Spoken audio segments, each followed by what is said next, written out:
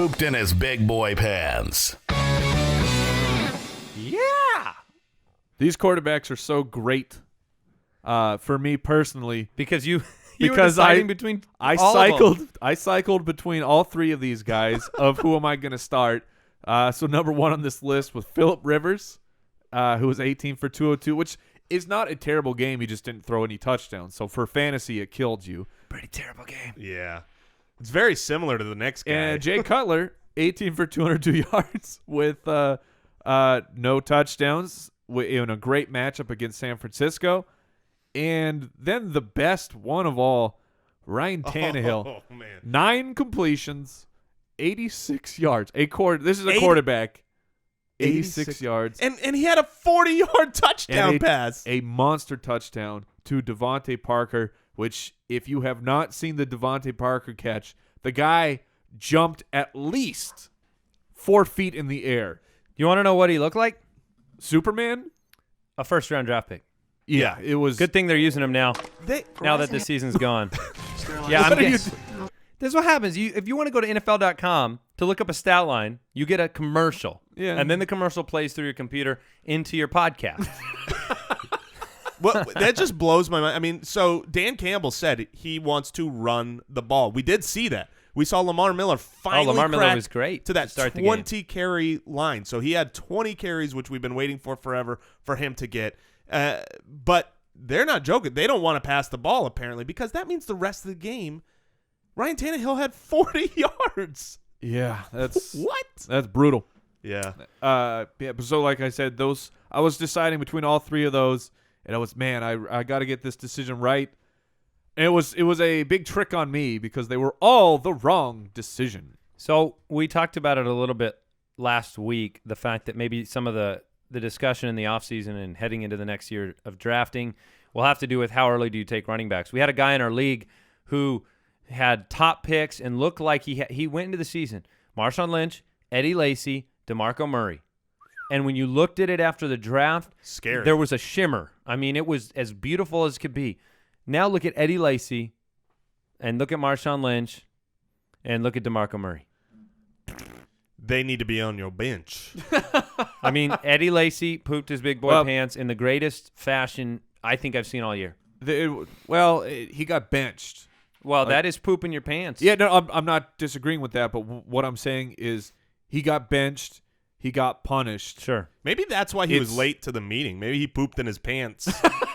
He was out, and he's like, dude. Did you ever think of that, McCarthy? Maybe he missed curfew because that's a big business, the adult diaper business. There are a lot of people out there. Well, we know that Joseph Randle allegedly may have pooped his pants when he stole underwear and cologne. Right. Maybe there was a similar situation. Right? These things happen. McCarthy, this is real life. Sometimes you gamble and lose, if you guys know what I'm talking about. I don't lose that gamble, Mike. You shall never gamble when coming to said podcast. Sometimes you gamble and you lose. But my point is next week Eddie Lacy could firmly be back as the running back one. I do agree. That is the right perspective. He was not just terrible. He was benched. And so if they forgive him in 1 week because they'd like to make the playoffs, this would be a good time to continue handing him the ball. That being said, let's go through some of these guys. Todd Gurley. Oh, my goodness. Oh. Does Nick Foles hurt Todd Gurley or does Nick Foles hurt Todd Gurley? I would agree that with the second one. I think Nick Foles very much hurts Todd Gurley.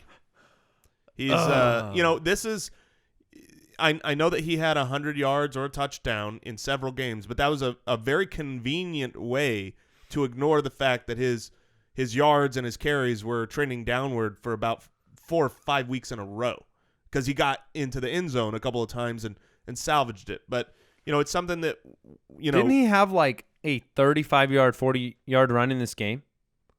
I saw him break through the line for like 35 or 40 yards. He did have a big means carry. He ended with 9 for 41. Yeah, he had a nice carry and 9 carries. I mean, here's the problem with Gurley Jason, read off his carries the last couple weeks. I'll go backwards. So he had 9 this week. He had 9 the week before. That's not how you treat a Todd Gurley type runner. 25. There you go. That's the not week bad. before. 12. That's no good. 24, 20. So you got to get him 20 carries. What is Gurley's rest of season matchups? Because I want us to look at. I mean, this is something people need to know. Yeah, he goes this week to Detroit, who has they've been great, very good. Then Tampa Bay, okay, middle of the not road. bad, They have a not decent bad. running defense. And the championship game at Seattle. Ugh. So what in the world do you do? You have to start him for the big potential or what? Because 9 carries. How do you not start? He's at Todd home Gurley? at least in back-to-back games now. He was at home last week. Gross, man. Or this week. Well, you know what? Case Keenum might be back. Yeah, and that does help a lot. That was just said in a positive.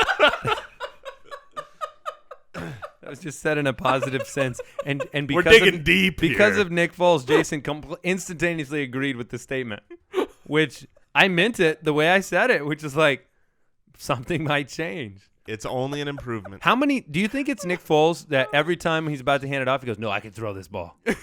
I can," and he just pulls it back? Is that what it is? Well, every time he takes the snap, he just thinks, contract extension. That was so sweet. Thanks, Jeff. Genuine question. If you put Tavon Austin as the quarterback and ran Wildcat for the majority of the game, Miami Dolphins. would that, and with Gurley on the field, would that not be a better offense than what you're seeing right now? It could be. 3 points. It could, well, and here's the thing. Jeff Fisher, after the game, said he just doesn't have any more answers for what's going on because It's good for Jeff Fisher is He's a head coach. That's good. Yeah. So maybe we can send an email. We'll send an anonymous email that says play Wildcat. All right, we need to move on, I guess. Gio Bernard had a bad game. That is on me. I thought he'd have a better game. Workload, man. Yeah, 5 for 26. He got 5 carries. That's it. When Melvin generally not good. When Melvin Gordon fumbled the ball, you know who I thought was going to really start coming on strong? Donald Brown. Danny Woodhead. And Danny Woodhead pooped in his big boy pants. Now, 3 Woodhead's total carries done. for Yeah. 10 yards. Whatever the inverse of on fire is, like if you're cooling off, getting colder, on ice. Yeah, he's ice cold. Cryogenically frozen. Yeah, not good. Charkandrick West.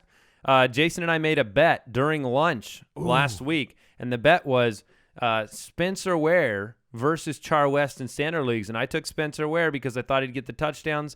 This game, Char West 9 for 35, 2 for 9 in the air, and the touchdown went to Spencer Ware. The way it looked. Unfortunately, they hurt both each other. The way it looked to me is they were essentially alternating series. It is what it looked like, where West gets a series, like I just said. I'm repeating myself, but No. How does alternating series work? Yeah, Mike? yeah. Explain it to me.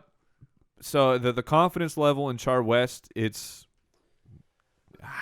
I would still RB3. I would still flex him. Yeah, But you can't depend on that volume. he can that catch was the getting. ball. Yeah, he can catch the ball. All right. Adrian Peterson's worth mentioning. We're not forgetting Adrian Peterson. 8 for 18. Yes, 8 carries to Adrian Peterson. But his relevance of discussion is none because you're starting Adrian Peterson in your fantasy playoffs. You're not sitting him down, so there's no, I'm going to start somebody else. No. Yeah, last time he had a game like this, they came out the next game and gave him 50 carries. All right, wide receivers, Stevie Johnson, no targets, no catches, 1 groin pull. Jarvis Landry, 2 for 5. This is surprising because Landry's been one of the most kind of resilient players. In spite of the Dolphins' failures through the entire season, Landry has come through over and over and over again with quantity. But now you have to wonder, when you see a game like this and the offensive coordinator changed, And they won the game. Oh, yeah. This is what I will. They won the add in. game. He had 5 yards. That was almost 10% of the passing yardage from Ryan Tannehill. That is a really good point. Unbelievable. Tavon Austin had a bad game, 1 for 24. Kendall Wright, 3 for 28. Randall Cobb fell on a fumble. Otherwise, his game was a complete loss. Well, and it depends on your scoring format.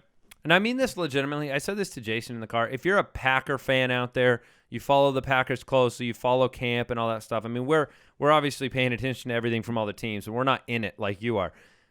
I think Randall Cobb looks like he's playing about 5 to 10 pounds overweight. He doesn't look as fast to me, in and out of breaks. He looks bigger than he's played before, and I'm just curious if that's been something talked about by beat reporters in Green Bay because he looks like he's on the Eddie Lacy diet. All right, tight ends. Jordan Cameron Kyle Rudolph, Martellus Bennett. Were you relying on any of these guys this week? These guys stunk. Maybe Bennett. Yeah, well, he was my sit of the week. Some people might have gone with Kyle Rudolph, but like Kyle Rudolph is one to do, when you are depending on him for fantasy, he lets you down because that's what he does. Yeah.